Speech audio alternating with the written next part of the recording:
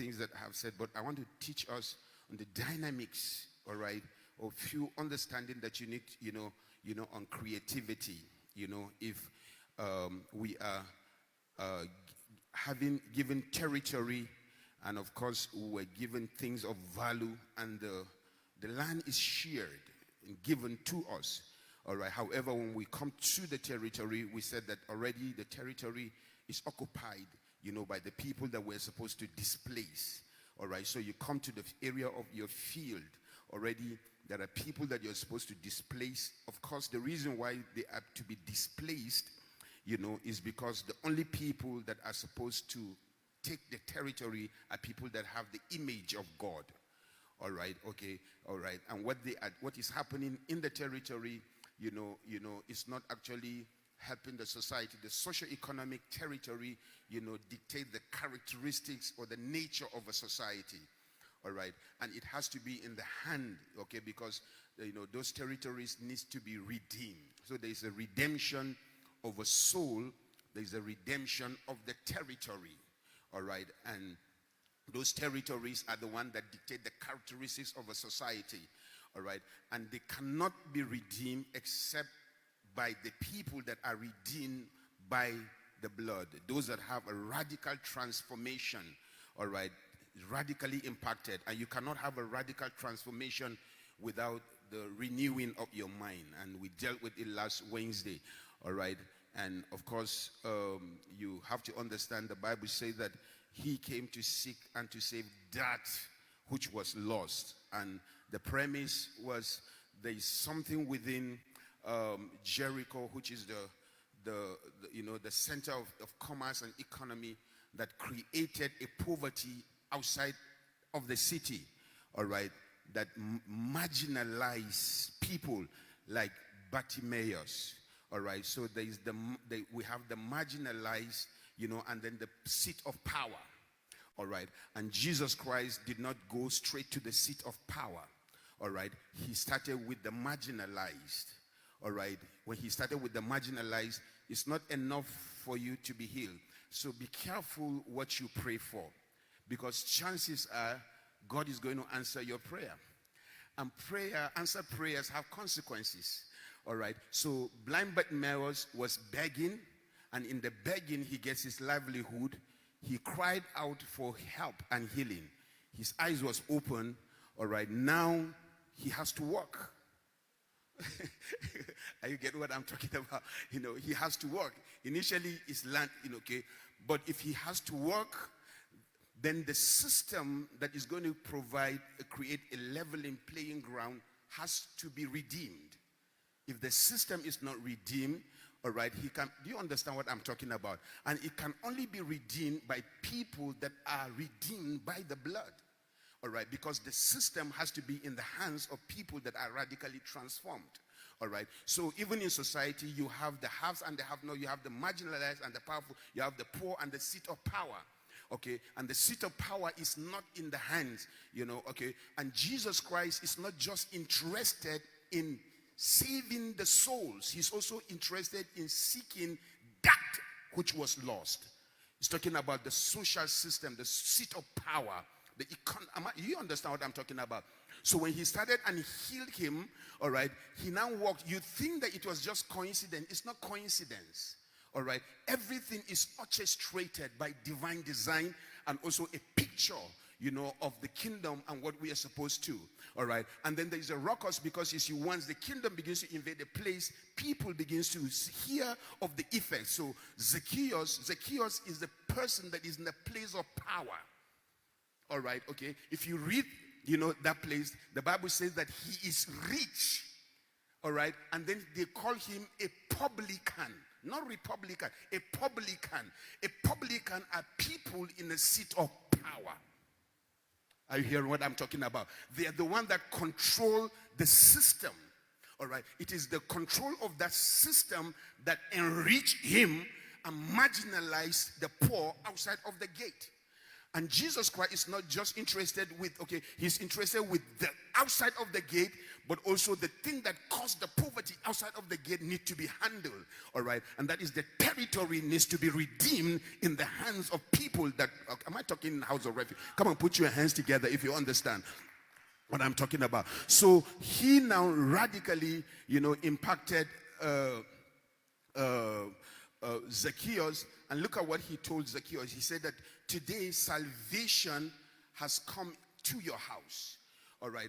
And, people were angry, but they did not understand the gospel. The gospel is not just, Jesus was not just after Zacchaeus. Jesus was also after the power structure. I hear what why? Because I just brought someone and he needs to work. His eyes is open. He needs to work. So he has to be in a place where there is a free flow of money instead of just few that held it. Am I talking here? And when Zacchaeus was, okay, he said that if I stole, and this kind of, why are you saying if you are a thief? I'm going to give back and then I will. Am I talking here? And so with that, just one stroke, one line from outside of the gate right into to the man, and then to that which was lodged, which is the system. The system was delivered, the man was delivered, poverty was dealt with. Am I talking in house of refuge? And I want to announce come and put those hands together if you understand.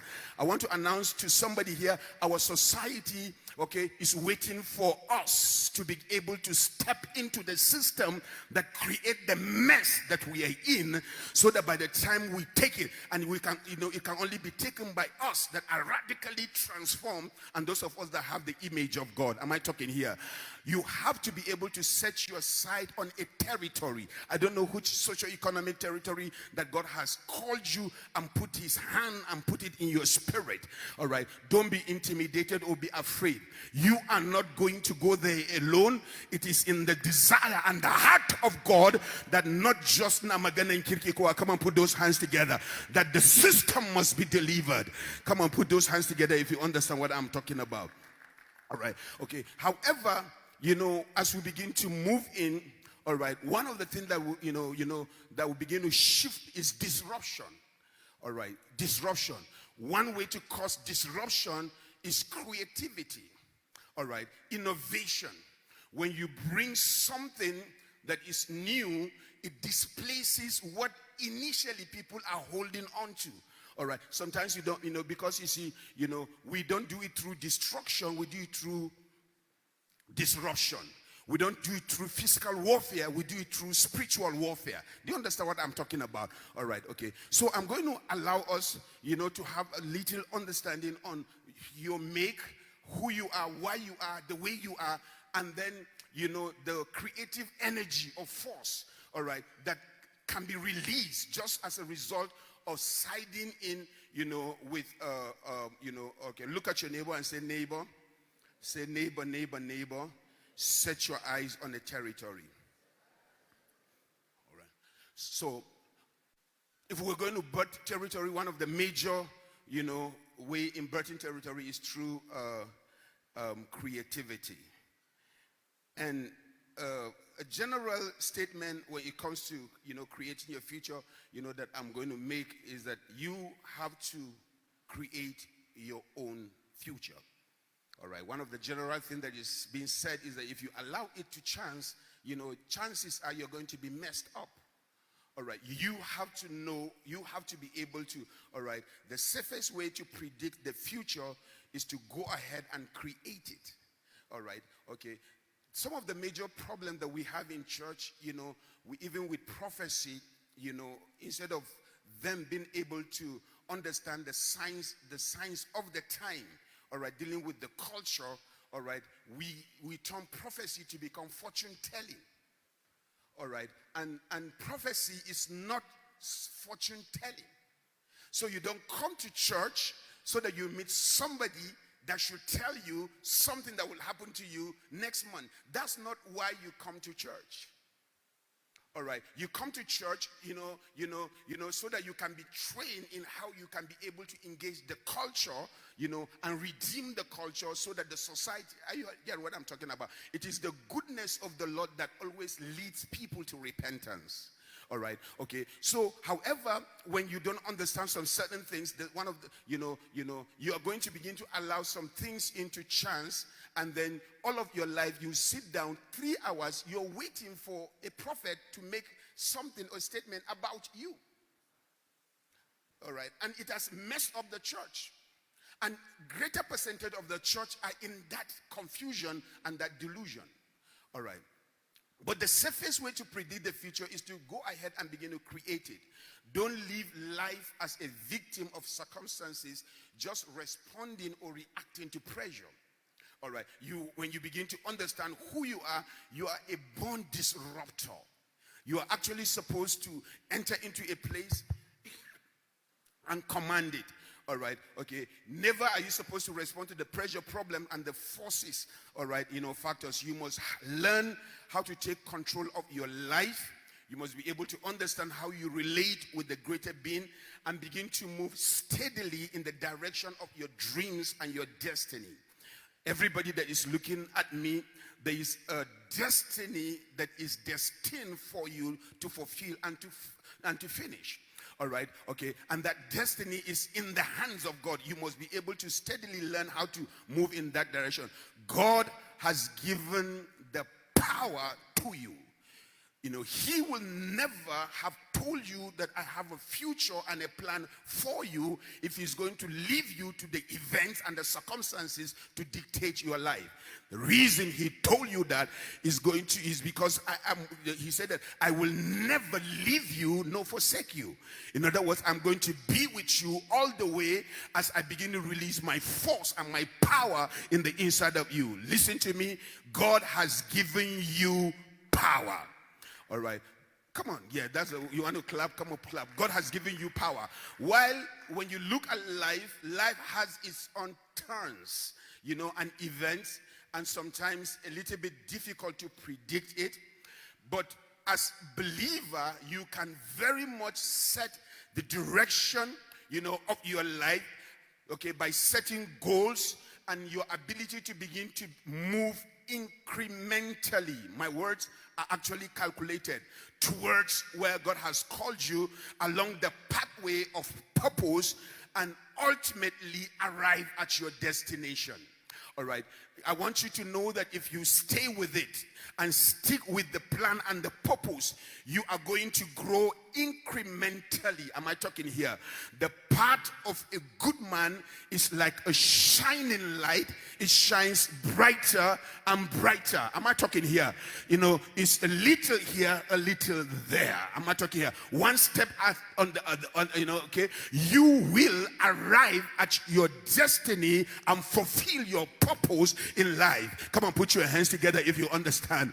No matter the situation, no matter how things are rising, once you begin to stick with the direction, let me announce to you, if you are just walking and the direction is footy, baby, even if it is 10 years, you will get there.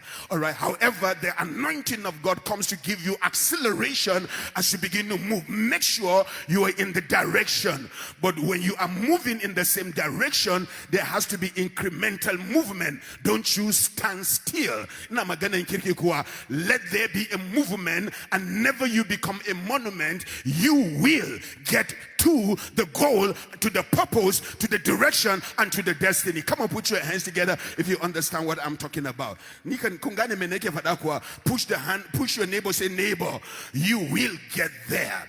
I say, come on, push him, say, you will get there. You will build that school. You will build that hospital. You will raise that business.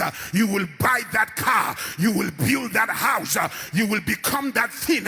You might not look it now, but don't you ever be confused about your position now. Once you're in the same direction, there is going to be an incremental movement toward God.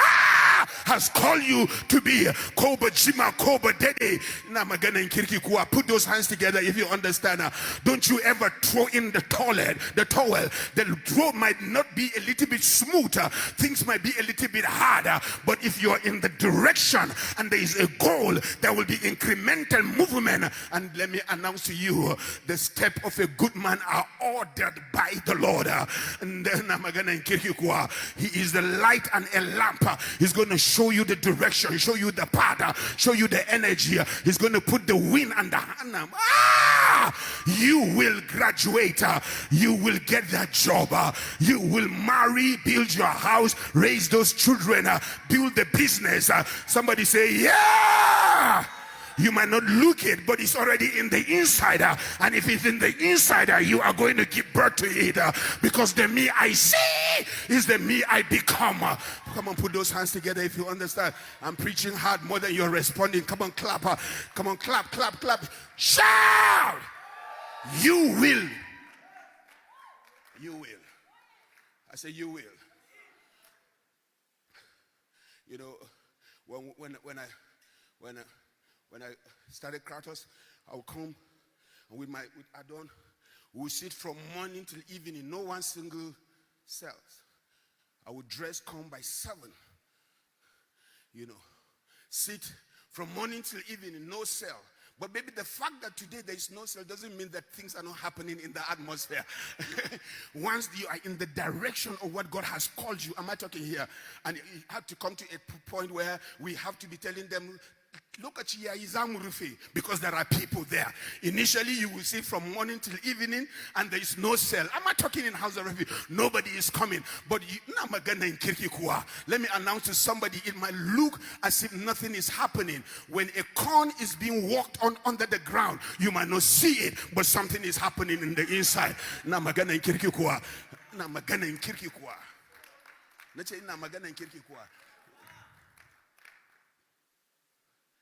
So if we're going to operate in creativity, you have to understand the nature of God and understand also your nature. And then I'm going to give you some of the power that flows in his name. Genesis 1:1. In Genesis 1:1, it allows us into the nature of God. There is no any scripture, biblical scripture, that tries to prove to us the existence of God, because it's not important. God is not struggling to prove to you whether he is God or he is not God. All right. However, when you look at the Bible, you're going to see people that begin to say, the firmament declare the mighty works of God. Am I talking here? Because when you look at the universe and the things, you're going to begin to know that this is orchestrated by something. So David could come up and say that it is only a fool that will say in his heart that there is no God. With no empirical, that's why you cannot take God to a lab and begin to check the metrics in which, okay, that no, you cannot, because you cannot, God cannot be explained. So there's no scripture that tries to begin to argue with us the existence of God. All right. The only time we're introduced to God is him telling us about his nature. All right. And the first thing that God, you have to be careful when God comes out to begin to introduce himself to you. All right. He can introduce himself to you by any other thing. But the first thing that he introduced himself to you is very important, because later you're going to begin to understand that if you understand his nature, you will understand your nature. All right. And so the first thing that the Bible is that in the beginning, God. All right. Then it introduced us to his name, us to a God who creates, sets him apart, different from any other thing. What is the definition of the word creation? Creation means to materialize your intention, your ideas, or your imagination. Creation is to materialize your ideas, intentions, or imagination. So we can say that in the beginning, God materialized his ideas, intention, and imagination by creating the heavens and the earth. Because the word creation is to materialize. In other words, there was a time when everything were in his thoughts, his ideas, and his imagination. He imagined the world. All right, and so he now began to release it, by that power. So in the beginning, God materialized his ideas. That's why you are not actually a decision of two people to give birth to you. No, you are an idea in the mind of God. Am I talking in House of Refuge? Come on, you are a thought in the mind of God, and he materialized it. All right, so so not only did he introduce us in Genesis 1 and verse 26 to 27, all right, God came out again to describe the true nature of man. In Genesis 1, he allowed us into the nature of God, all right. But in Genesis 1 in verse 27, 26 and verse 27, Genesis 1, 26, 27, he allowed us into our nature. This is the first mention of our nature. Even before other things started giving us. You have to understand the first information we know about God is that he is a creator. Then he wants to give information about you. And God said, let us make man in our image, in our likeness. And God said, all right, so the true nature of can also materialize. Come on, put your hands together. All right, you see, I'm fighting with your present reality while I'm dealing your original reality.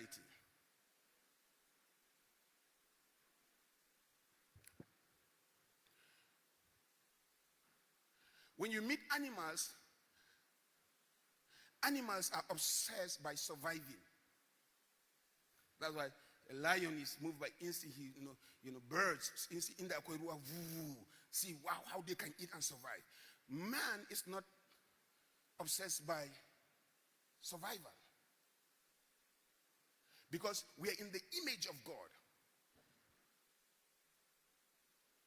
Animals seek to thrive, but we human, we seek to, animals seek to survive, but we seek to thrive. Animals are obsessed by surviving, but human beings are obsessed by materializing their imagination. That's why someone can spend years in a lab, because it's an obsession. There's something they imagine. That's why you can stay on something. There's something you imagine. What obsesses a human being is that he wants to bring into materiality, everything that he has imagined. Even God said that which they imagine, nobody can stop it, because it's the obsession of man. While animals want to survive, we choose to thrive. And the reason why we choose to thrive is because we have the faculty within us called imagination.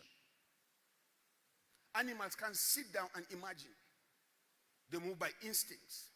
We can sit down and imagine. That's why you see Adam, once it is activated, he begins to move. Okay, now water is flowing. How do I create a dam? Okay, I put a lock and I put a lock and I put a lock. Boom, yataru, a dam. You understand? Okay, this is how do I cross? I put this. Okay, this can hold me. I can float. Imagination. All right, it is flowing in you because it's flowing in God. You can't. Once you begin to lose out that, then you are coming out from the realm of humans.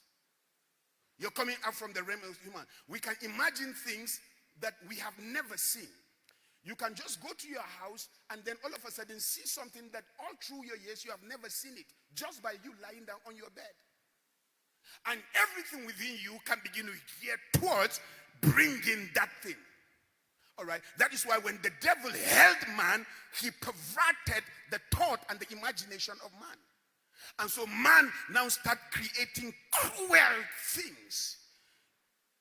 Imaginations that are sick. Wicked imagination. However, it wouldn't have been wicked if the person on the driver's seat has not changed position. We can construct things in our mind. We can compose things in our mind. Once your mind is not functioning, then there is a problem with you. You can lie down. We are equally obsessed in materializing our ideas or our imagination. What are you doing? I'm working on something. I'm working on something. I'm not talking here. I'm going after something. We are built for it. And it is when it shows forth, then we assess it, just as when God was creating, he was assessing. If it is not in line with what he saw, he do it again. But when he checked and he found out that it's in line with what he imagined, he said that it is good, then let's go to the next one. Am I talking in house of refuge? Come on, put your hands together if you understand what I'm talking about. Even God had to say that which any man imagine, no one can stop it. That's why you cannot stay and give in to situations, circumstances, and life. Because if you can imagine your way out of it, you are coming out of it. If you can think your way through it, you are moving through it. If you can, that's why nothing can hold you down. Come on, put your hands together if you understand what I'm talking about. If God can say it, that nobody can stop what you imagine, not the devil nor hell can block you. You are unhindered. You are omnipotent. I said the word when you change the booger, but you are everything. So there is something called the image and the likeness of God. Listen to me. Whatever God tells you about himself, he is indirectly telling you about yourself. Whatever God tells you about himself, he is indirectly telling you about yourself. You have to believe every word that I'm saying today. Few things here. Number one, creator. That's something about himself. Creator. So God introduced himself as the creator of the universe. What that means is you can create, you too, you are a creator. And what that means is that you can create your state, you can create your feelings, you can create your environment, you can create how you are doing. In other words, what you're experiencing is not life. It's not circumstance. It's not, you can create it. In other words, don't give in to it. Life can happen, but don't give it to it. You can create it. You can create your state. You can create your mood. You can create, you can decide and collect the power out of that depression. You can decide you are not going to make me angry. You can decide, you cannot just say, no, you can create your own. Why? Because if God tells me that he's a creator, he's also telling me that I am a creator and I can create my state. You are creative by divine design. Why? Because God is a creator. Come on, put your hands together. I said, come on, put your hands together. Come on, that's the right time to clap. Come on, you are creative by divine design. That's why when you begin to operate in creativity, we're seeing the nature of God in you. We're seeing, when something is given to you, it should be better. It should come, why? By divine design. Your default position is you are creative.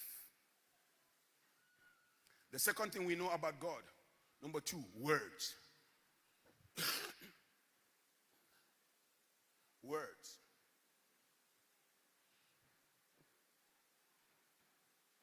The world came out of his words. And guess what? When God speaks, he is not just communicating to you.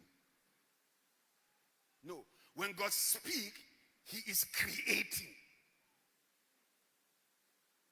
For God, words are not just a means of communication. No, when God speaks, he is creating. All right, okay. So you have to understand it means that you also, remember, whatever God tells you about himself, he's indirectly telling you about yourself.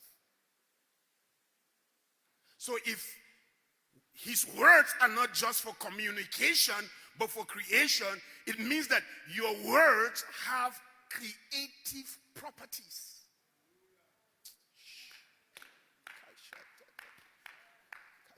That's why you see, we relegated it to few people. Kada wasada magana mama. Kada wasada magana mama. How many of you? Magana mama baya fadi kasa. Now, what are you trying to say? Okay, but you see, it's not just magana mama. No, magana nka. It's not mama. Ni, and you are trying to look as if you're something. Ni, come in after that. You're trying to come. You want to intimidate somebody. No, it's not just you. Come on, put your hands together.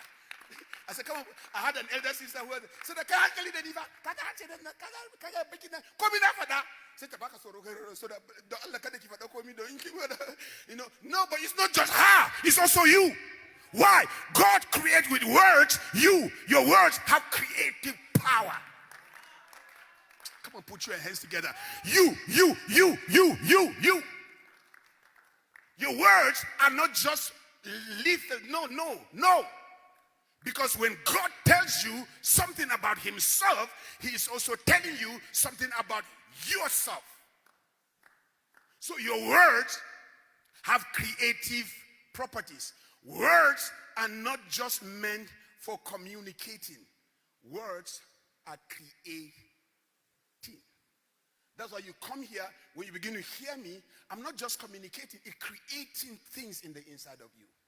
It's creating zones, emotion, I can do attitude, power, releasing energy. You can sit in front of me and you will rise up believing you can take it. Why? I just spoke words that created that reaction. Because the words are not just communicating, it has creative properties. That's why you have to be able to understand when you begin to rise up. So you have to watch your mouth. You have to watch what you say. Because you are creating your own circumstances, your own environment, your own path or course by the words of your mouth. When you meet people that have no understanding of their makeup, they are casual and careless people. I take my time around people like that. I have so much put enough faith in my words, I don't say my words anyhow. Because when they go out, they occur, they create, they happen. Are you hearing what I'm talking about? I so much put faith in my words. I believe what I say will happen. What I say will happen. If he hears it, he will do it. When the universe hears it, they will go to work. Am I talking here? Why? Because I am a creator in the image of the creatorial God. If he is a creator, I am a creator. If he uses words, my words can also be used. If his words create, my words have creative properties. And when I say, it happens. That's why life is in my words. Death is in my words. Circumstances are created by what I say. When I speak, I turn situations around. Come on, put your hands together if you understand. I said, come on, put your hands together if you understand what I'm talking about. I said, come on, don't be intimidated by somebody sucking. No, you also have the power to declare a thing and it shall be established. You also have the ability to declare a thing. Why? Because you also are created in the image of a creatorial God. You also are a creator just as your father.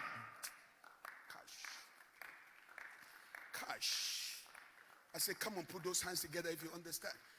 So it doesn't make you when it's special. When no. Come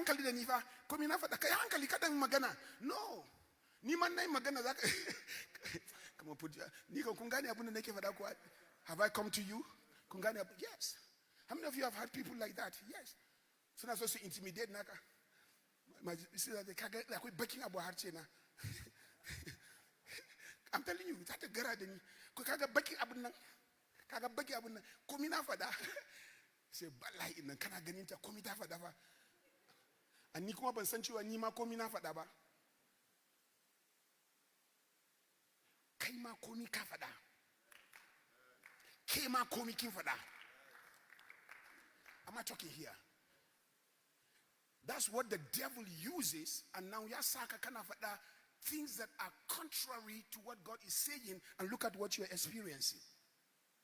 Because you are actually fulfilling a self-prophecy. Because komi kafada, ana farmer komi kafada. When you're in wahala ne wannan komi kafada. Zamu mutu komi kashani da dariya komi kafada. Zafi komi kafada. And you're wondering your circumstances, your state, your cause, the direction. You're wondering why. Komi kafada. Because in your mouth it's not communication. It's creativity. Listen to what the Bible said, that you are snared by the words of your mouth. Because, am I talking in the house of refuge? You are snared. You're taken captive. You're bound, taken. Because your words have creative ability. Shegia, Aiwang Asara, pew. Wawa Irinka, pew. Dubakai, pew. Because it goes and it sneers, it captures. Listen to what the Bible says. The Bible said that the tongue is like a helm of a sheep so big. And I mean, there is innovation and invention right long far. You know, in those days, in Bible time, the sheep have a helm. And he said that this helm is so small. It changes the direction of this big thing. So you see, a sheep as big as 5 times this church. Something small like this. This is how it is. So it just done like that. It turns this behemoth. See, that's how your words, that's how your tongue, because glossalia, tongues are formed by words are formed by the tongue. That's how, it changed the direction of your life.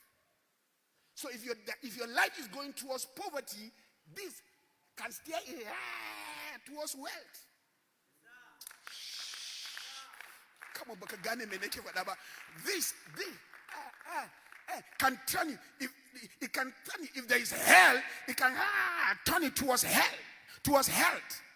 If there is pain, it can turn it. Say that it's so small, but it turns this big thing. Say that just as you have horses with a lot of energy, with little linzani in its mouth, it turns its direction. Am I talking here?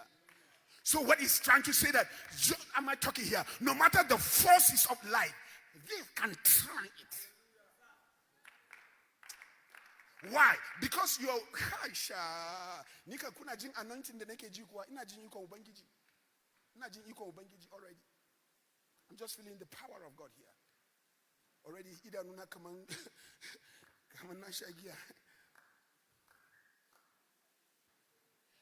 So just as his words have creative properties, your words have creative properties. Your words are creating emotions. Your words are creating states. Your words are creating moods. You can on your own change your mood. Change your state on your own. Number 3, stages. So we have creator, we have word, we have stages. Now, God builds everything in stages based on purpose and priorities. Let me say it again. God builds everything in stages based on purpose and priorities. Let me say, because you see, sometimes the reason why you are not be able to create is because you miss out on purpose and you don't understand priority. And then you don't understand stage. All right? And so you want, you can't do what you're supposed to do in day 1. You can't do it in day 6. That's not how God did. God started. Why didn't he in one day put everything? Because that's not how you create.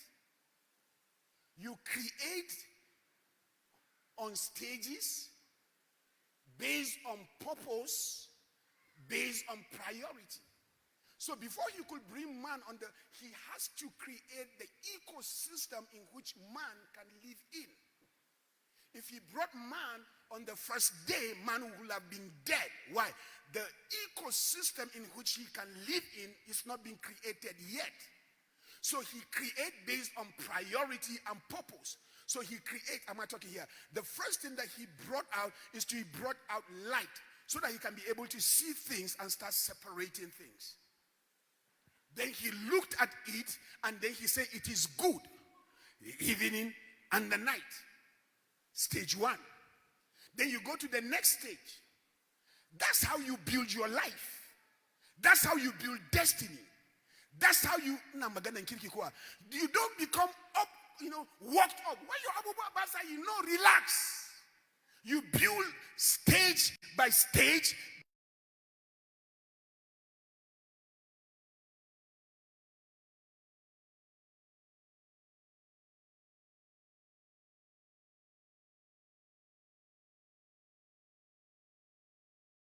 The foundations of the world. So he thought of the sin problem, created the contingency. What will happen that will impede the movement and the process of establishing our kingdom on earth? Sin will deter it. Satan. So what is going to happen? What's the solution? The only thing that can wash a human that looks like us must be the blood of a deity. Okay? So we must die. Yes. Who will die among us? The Son said, I will die. All right, come. Killed. Blood. Shed. Let's go to work. The solution was created before the problem arrived. So nothing took God by surprise. That's how you are supposed to. If you are in the image, when God tells you about himself, he's trying to tell you about yourself. You have to be able to, as a wise creator and a master builder, create contingency because things will happen. In other words, you can see that not that you are anticipating or you're trying to create or no. We went into that place. The first year, most of the people that work with me are confused. First year, they're thinking that we should be resting. I started looking at this place. And then we had savings. What could have happened? That's why after first year, when the storm took, we didn't raise offering. Within the week, because you have to be able to, what happened? Am I talking here?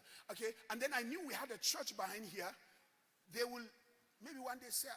Apart from just pouring oil, you start making plans. We start making plans. We already now, okay, we know that the future is cheap if you can buy it today. So we went to the bush, bought lands. And when this thing came, 25 million, sold few of the lands, bought it. Why? As a wise master builder, you create answers to things you anticipate will happen in the future. In your growth, in your expansion. Come on, put your hands together. I said, come on, am I helping somebody? I said, am I helping somebody? Somebody said, okay, how about the crisis? There's no crisis that happened in this church that shook me. Why? I've already walked through it. I will lie down alone. What happened? I don't want to mention names. I'm telling you. What happened is that I will feel the emotion, think on the processes, think on how to deal with it, cover it, close it. Let's go. Not that doing that create the it. No, because things happen. That's why when it happened, you never see us like, we don't know what to do. No, calm, cool, collected. Never lost sleep. I've never lost sleep. Why? If you're a wise master builder, you build contingency, solutions, problems before they arrive. Now, am I helping somebody here? I say, am I helping somebody here? I say, am I helping somebody here? Why? Because the reason why you can't see now, most people here, oh my, I have 3 minutes. My time is gone. I've not even gone to the juicy part. But how many of you are blessed today? My time is gone. I have 2 minutes.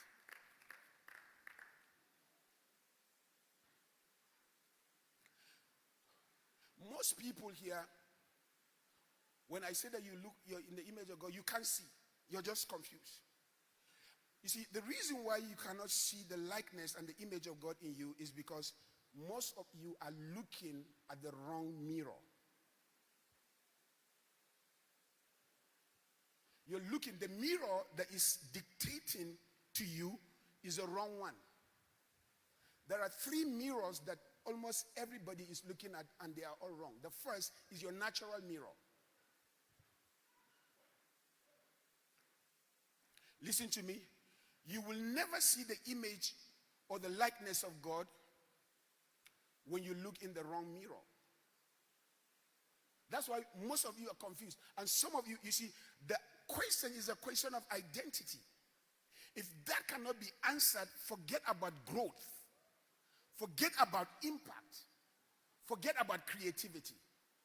That's why even Jesus Christ has to say that, who do men say I am? But now he is now talking about identity.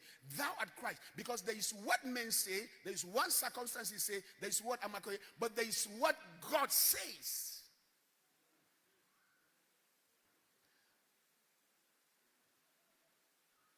So when you look at the wrong mirror, you're going to have problem. You will never see the image of God when you look at, okay, all right. The physical circumstance and opinion mirror will never reveal your true identity. The first mirror that most of you look at, you see, you can't stand after Kagama Wanka and say, wow, go on there, Kamada Allah. No, this one doesn't reveal the image of God. You can't see the image of God on this.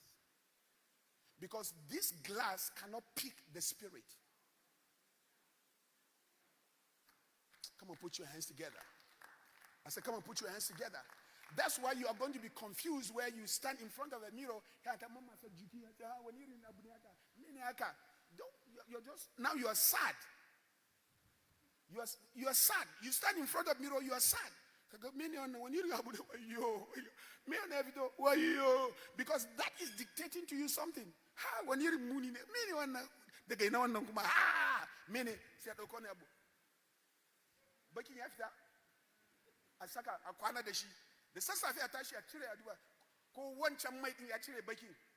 you're looking at the wrong thing.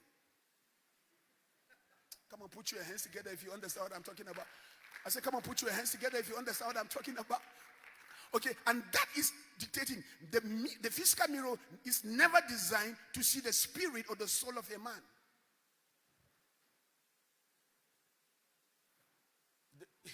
The image of God it is in your spirit. The second mirror that people is a mirror of circumstances. And you allow circumstances to define you. I don't know maths. I don't like maths. I don't know. My teacher said circumstances. I'm a failure. I tried it now, circumstances. Your circumstances is actually the cycle in which you stand in. Because sometimes circumstances can be a cycle based on what you feed it. They are made, listen to me, never to define you. They are actually brought to refine you. If your circumstances is not refining you, there is a problem. Circumstances are supposed to make you better, not to give you identity. You don't take circumstances and allow it to define you. You must never be defined by your circumstances, only refined by your circumstances. You cannot say you're a failure because circumstances have mashed and bashed you. How do you know? Now you got that, now got that. Ni one chamba na wabani. How? Circumstances. Never allow circumstances to teach you bad things. Whenever circumstances begins to come, let it teach you, polish you, shape you, mold you to a degree, but never allow it to define you. I'm not a sinner. The fact that I sin doesn't mean I'm a sinner. No, I'm not a sinner.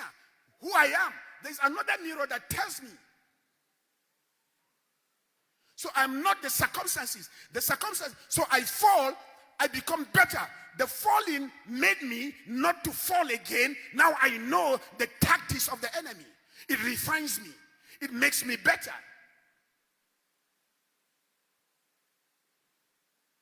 I'm not a failure. No, because I fail, now I learn what not to do that way again. But I'm not it. It shapes me. Come on, put your hands together. Why? Listen to me. Good people go through bad seasons. Good people go through bad places. How do I know? Joseph. How do I know? Daniel. How do I know? Even Jesus went through bad places. Stripped naked, hung between two thieves. Bad places. But that did not define him. That didn't make him less the Son of God, though hanging between two thieves. And never reduce the power that he could resurrect with it. Why? Because the circumstances doesn't define him. Am I talking here? Lack should not define you. What you go through should not define you. Where you are doesn't tell us who you are. It's just a state. If you're going to know who I am, you're going to need a revelation. You can't see what I go through and define me with it. Because what I go through is not me. In fact, look at me. You don't even know me. If you want to know me, you need a revelation. Who do men say I am? Peter, flesh and blood does not reveal it to you. Because you cannot know me. It has to be revealed to you. That's why your father doesn't know you, your mother doesn't know you, your teacher doesn't know you, your husband. No, not saying the only time you will know me is when my father revealed it to you. Because I am a revelation that is progressively showing off. I'm like an onion. Kana kalonaka zan sake rikida zan fito. Ka balla na wannan zan fito kuma. Kana cire wannan zan fito. Kana ga kaman ka gaba da zan fito because you don't know me. I am a revelation. I'm the devil's nightmare. Come on, put your hands together if you understand what I'm talking about. I say, come on, put your hands together. That's why you cannot look at me and say, Mungama da shi ai, Mungama da ita ai. No. Zan rikido. Once I'm Mungama da ita, ba wata tade. Zaka shama maki next day. Crack. Ya tana dariya ta hadu da wani da yafi karfinka. Sunansa Yesu Kristi. Allah buwayi gagara misali ya koya mata tafiya. Ya mata tafiya. Mun gama da ita ba ku gama da ni ba because there is so much of God in me. There is more to me than what meet the eyes. Mun gama da shi ai kai je ka kwanta ka sha Lipton zaka gani gobe zan rikida. The devil is a liar. Come on, put your hands together if you understand what I'm talking about. Nobody knows you, only there is power in the inside of you. There is greatness in the inside of you. There are levels in you that nobody has ever seen. Eyes have not seen. Ears have not heard. Neither have it ever entered. The thing that God has in store. You're about to shock the world. You're not your lack. You're not your situation. You're not your failure. You're not the problem. You're not the places you visited. There's a mirror. Kai, inajing anointing ubangiji ana. Inajing anointing ubangiji ana. Our time is up.